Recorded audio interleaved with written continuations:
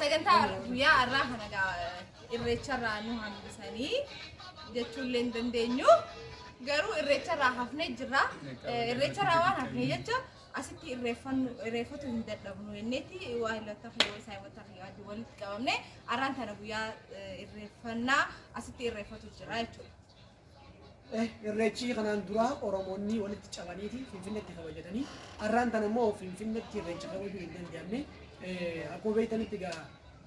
foonarree yooni foddarree anis gangalatee daaraa keessa bu'aa jiranii mootummaan kunis sadarkaa mootummaa tirreessa keenyee deebi'ee daaraa keessa gangalachuudhaaf jecha Oromoonni akka Finfinnee seenne jee nutis Finfinnee seenuu nu dorkanii irreechi deemnee irreeffachuu dadhabnus asitti irreeffachuu hin danda'u jenneeti irreecha kana asitti irreeffachaa jirra kaayyoon irreecha kanaa garuu callisnee irreeffachuu osoo hin taane bara kana keessa barri baratii bara qabsoo ture gootota meeqa dhabne gootota sayyaadachaa kabajuudhaaf jecha daqiiqaa muraasaaf yaadannoo artist Hacaaluu Hundeessaa gaggeessina achi booda immoo keeka kana isa yaadachaadha kaayyoo isaa galmaan ga'uudhaaf waadaa keenya haaromsuudhaaf jecha sagantaa kana qopheessinee daqiiqaa takkaaf artist Hacaaluu Hundeessaa yaadannoo sammuu haa goonu achi booda immoo keeka kana murreeti suduudaan gara sagantaa irreechaa kanarra qopheeffannee jechitarraa daqiiqaa takkaaf bakkuma jirtanitti yaadannoo sammuu gaggeessa.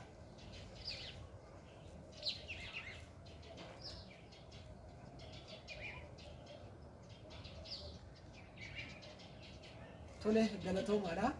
Idus galatoomfannaa arraan kana guyyaa irreechaati. Irreecha gammachuuti illee jechuun hin danda'amu. Irreecha gaddalamuuf keessaa qabu, irreecha gabrummaaf keessaa qabu, irreecha goota artist Hacaaluu dhabnee isa malee kabajneedha. Gaddalama qabatee kabaju deemna bara dhufu immoo tokko abdii uummata Oromootiin, abdii Waaqaatiin, abdii Rabbii guddaatiin jechaadha. Akkasumatti illee abdii gootota keenyaa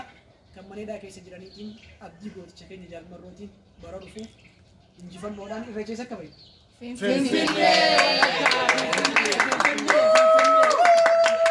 Kanaaf bara dhufu irreecha kana osoo hin taane irreecha guddaa handhuura Oromiyaa irratti hayyoota keenya qabsaa'ota keenya warreen bosona jiranii fi warreen maneedhaa jiranii wajjin injifannee qabsooyne achirratti ni kabajna sagantaa kee kamuudhaa. Amata dhufu irreecha Finfinneetti kabajuudhaaf jecha sponsoraan gaafachuu jiraanis ammaanii warreen sponsoran haguluu barbaadde yoo jiraatan keessa tolega keeka amurru tokkummaadhaan keeka amurru tokkummaadhaan qabsoofna injifachuu jecha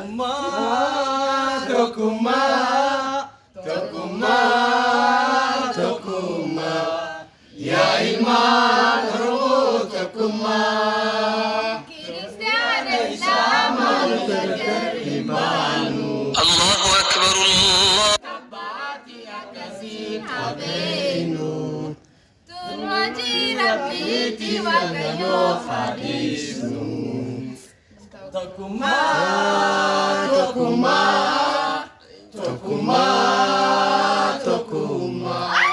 yaa ilmaan Oromoo tokkummaa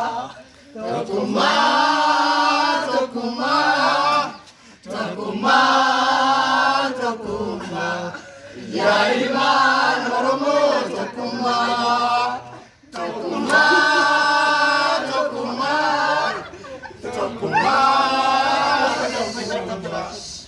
yaa ilmaan Oromoo